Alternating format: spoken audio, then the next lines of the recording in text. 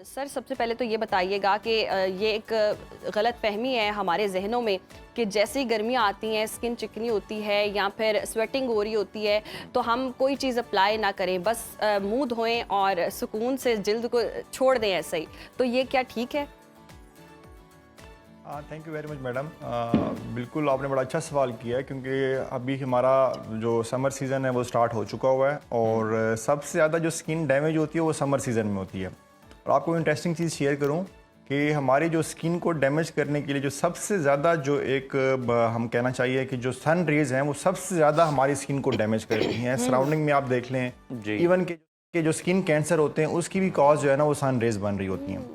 अब हमारी स्किन के ऊपर रिंकल्स आते हैं, हमारे स्किन के ऊपर पिगमेंटेशन होती है, हमारी स्किन के ऊपर एजिंग साइंस आते हैं, हमारी स्किन डैमेज होती है।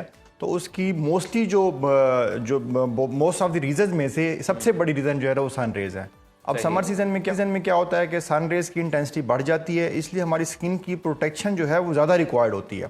और सबसे इम्पोर्टेंट जो प्रोटेक्शन है वो है सन ब्लॉक का इस्तेमाल जी। और दूसरा ये है कि सन ब्लॉक का जो इस्तेमाल है वो सिर्फ हमने आउटडोर नहीं करना, इनडोर भी करना होता है। अब डिफरेंस ये आता है कि हमारे समर सीजन में सन ब्लॉक का इस्तेमाल ज़्यादा रिक्वायर्ड होता है और विंटर में भी रिक्वायर्ड होता है, बट कंपैरेटिवली कम होता है।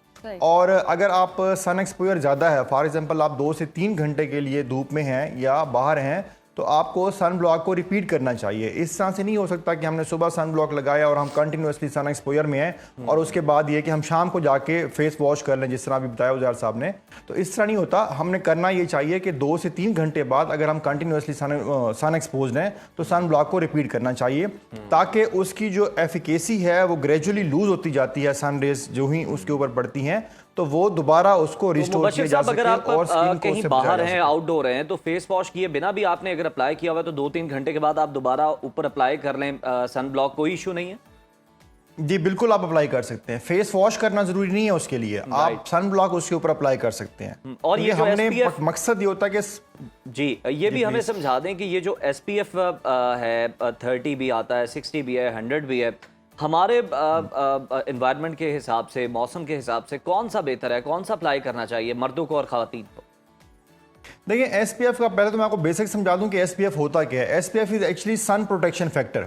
अब उसमें जिस तरह से हम फॉर एग्जांपल को टेबलेट देते हैं तो उसकी 50 मिलीग्राम होती है, 100 मिलीग्राम होती है, 500 मिलीग्राम होती है, तो ये उसकी स्ट्रेंथ हो रही होती है कि स्ट्रेंथ मेजर कर रहा होता है कि अगर SPF फॉर एग्जांपल 30 है तो वो कम उसकी प्रोटेक्शन करेगा सन रे से स्किन को।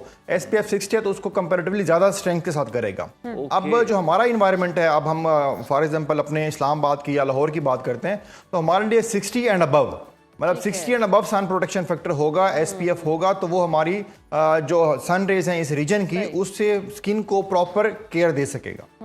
अच्छा, हम ये भी देखते हैं कि कहीं ना कहीं सोशल मीडिया पर ये मिथ है या मिसकंसेप्शन, या आप भी बेहतर तरीके से गाइड कर सकते हैं। अक्सर वीडियो सामने आ रही होती हैं कि जी सन ब्लॉक का इस्तेमाल ना करें या आपकी स्किन के जो सेल्स हैं उसमें अब्जॉर्ब होता है और कैंसर का बायस बन सकता है। प्रॉब्लमेटिक ही यही है, एक तरफ से बहुत ज़्यादा सन ब्लॉक इस्तेमाल करने का कहा जाता है, दूसरी तरफ से डरा दिया जाता है, तो फिर करें तो क्या करें?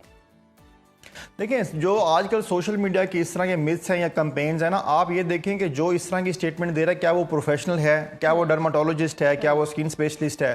अब प्रॉब्लम ये है कि आजकल हर कोई उठ के कोई ना कोई अपनी स्टेटमेंट दे देता है कि इस तरह कर लें, इस तरह कर लें। तो इस तरह नहीं होता कि जो रिस्पेक्टिव फील्ड के प्रोफेशनल्स लोग हैं वो कभी भी इस तरह की बात नहीं करेंगे। आप किसी डर्माटोलॉजिस्ट को ये बात कहते हुए नहीं सुनेंगे कि सन ब्लॉक का इस्तेमाल ना करें। आप किसी भी स्किन स्पेशलिस्ट को ये बात करते हुए नहीं सुनेंगे कि सन ब्लॉक का इस्तेमाल ना करें। जबकि हम लोग तो इस चीज को इंसिस्ट करते हैं कि सन ब्लॉक का लाजमी इस्तेमाल करें और लोगों को सेंसिटाइज करते हैं। जी जी, तो बेहतर कौन सी होती है? जेल बेस होती है या क्रीम बेस होती है? आजकल इतनी सारी टाइप्स आ गई हैं कि आप अंदाजा नहीं लगा सकते कि एक्चुअल में सही वाला सन ब्लॉक कौन सा है जो इस्तेमाल करना चाहिए। अच्छा देखिए, इसमें जो है हमारी स्किन टाइप्स के ऊपर डिपेंड कर रहा होता है। हमारी स्किन टाइप, कुछ लोगों की स्किन ऑयली होती है, आपने सराउंडिंग में देखा होगा, कुछ लोगों की स्किन बहुत ड्राई होती है, कुछ लोगों की कॉम्बिनेशन होता है कि गर्मियों में ऑयली हो जाती है, सर्दियों में ड्राई हो जाती है। अब जो सन ब्लॉक है वो भी डिफरेंट टाइप्स के आ रहे होते हैं। जो ऑयली स्किन वाले लोग होते हैं उनमें पिंपल्स या एक्नी होने के चांसेस ज्यादा होते हैं, और उनके लिए जो सन ब्लॉक हम इस्तेमाल करते हैं वो सीबम कंट्रोल सन ब्लॉक होता है। वो मोस्टली जेल बेस होता है। होता क्या है कि उससे एक्नी होने के चांसेस कम हो जाते हैं। तो अब अगर हम उसमें नॉर्मल सन ब्लॉक यूज करेंगे तो वो एक्नी को बढ़ा देता है। तो जो स्किन टाइप है उसके according doctor sun block recommend करते हैं कि स्किन टाइप को देख के, ताकि वो उस स्किन के ऊपर इक्वली इफेक्टिव हो सके। अच्छा, ये तो आपने बड़ा ज़बरदस्त बता दिया कि आप डॉक्टर से कंसल्ट करें, ये नहीं कि सोशल मीडिया पे जो भी आप देख रहे हैं कि जिस प्रोडक्ट की हाइप है आप उसका सन ब्लॉक यूज़ करें उस कंपनी का। मॉइस्चराइज़र का बताइए हमें, वो कितना ज़रूरी है गर्मियों के अंदर, और क्या जिनकी ऑयली स्किन है बार बार मूव धोना उनके लिए सही है? कहीं ऐसा तो नहीं है कि आपका जो ऑयल है वो बिल्कुल ही ड्राई हो जाए आपके फेस से? अच्छा देखिए, जो जिनकी ऑयली स्किन होती है ना, उनमें सबसे बड़ा मसला ये होता है कि उनको एक्नी होती है, पिंपल्स होती है। आपने सराउंडिंग में भी देख लें कि जिनको पिंपल्स हो रहे हैं उनकी स्किन ऑयली होती है। और अगर ऑयली स्किन वाले लोग ज्यादा स्किन वॉश करेंगे तो this is good for them. होता ही ओके होता यूं है कि हमने ये करना है कि हमने अपनी जो ऑयली स्किन है वो अगर ज़्यादा फेस को वॉश करेंगे तो उनके लिए बेहतर है, ताकि ये कि ऑयल जमा नहीं होगा फेस के ऊपर, तो उसमें एक्नी होने के या पिंपल्स होने के चांसेस कम हो जाएंगे। और जहां तक आपने ये पूछा कि क्या उनको बार बार फेस वॉश करना चाहिए, बिल्कुल। जिनकी ऑयली स्किन है उनको कंपेरेटिवली ज़्यादा फेस वॉश करना चाहिए। वो गर्मियों में स्पेशली 4 से 5 मरतबा फेस वॉश करें, ताकि ऑयल जमा ना हो, और ऑयल जमा होने की वजह से जो पिंपल्स होते हैं वो ना हो। हाँ, अलबत्ता स्किन अगर ज़्यादा वॉश करने से ड्राई हो रही है तो फिर आपको मॉइस्चराइजर यूज करना चाहिए। अच्छा मुबशिर साहब, ये तो आपने बता दिया कि यानी कि आप गर्मियों में भी मॉइस्चराइजर भी इस्तेमाल करें और ओवरऑल आपने सन ब्लॉक का तो इस्तेमाल करना ही करना है। एक और आजकल हम देख रहे हैं गोरा होने का बहुत शौक है हर किसी को, और कोई ड्रिप्स लगवा रहा होता है, कोई ना कोई सेशन ले रहा होता है, और कोई मेडिसिन भी इस तरह की खा रहे हैं, कैप्सूल्स भी खा रहे हैं। तो ये जो कैप्सूल खा रहे हैं उनसे वो भी कोई इफेक्टिव है, जल्द को गोरा करते हैं? देखिए, जो ये आप बात कर रहे हैं ये ग्लूटाथियोन के कैप्सूल्स और ग्लूटाथियोन की जो ड्रिप्स हैं वो अवेलेबल है मार्केट्स में। अब इसके लिए मैं इतना ज़्यादा इंकरेज नहीं करता इस चीज़ को, क्योंकि कोई लॉन्ग टर्म इसका रिजल्ट्स जो है सस्टेन नहीं करते, और ये एक्सपेंसिव प्रोसीजर है।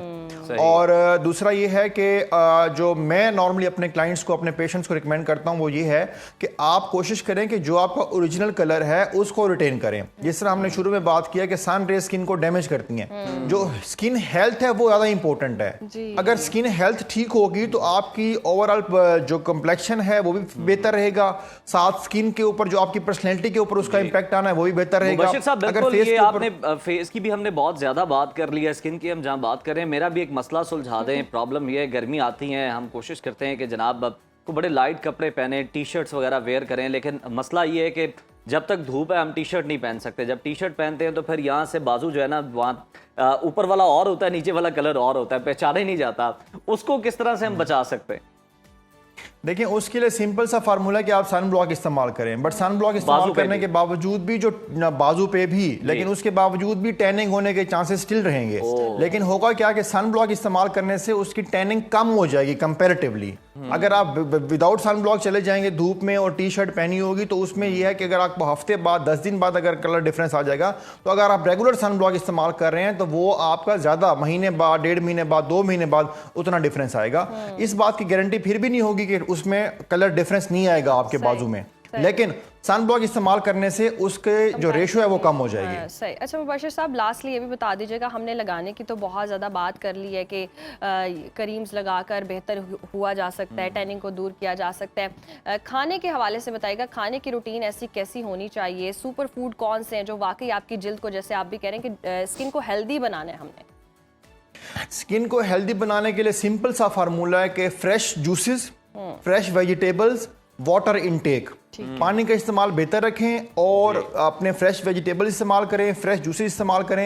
ये सारी चीज़ें जो हैं स्किन के ऊपर नेचुरल ग्लो लेके आती हैं, नेचुरल हेल्थ इंप्रूव करते हैं, जिससे आपकी ओवरऑल स्किन हेल्थ इंप्रूव होती है और आपकी पर्सनैलिटी भी इंप्रूव होती है। ज़बरदस्त। यानी कि ये डाइट अगर आप रखेंगे तो बेहतर स्किन होगी। बहुत शुक्रिया मुबशिर साहब आपके वक्त का।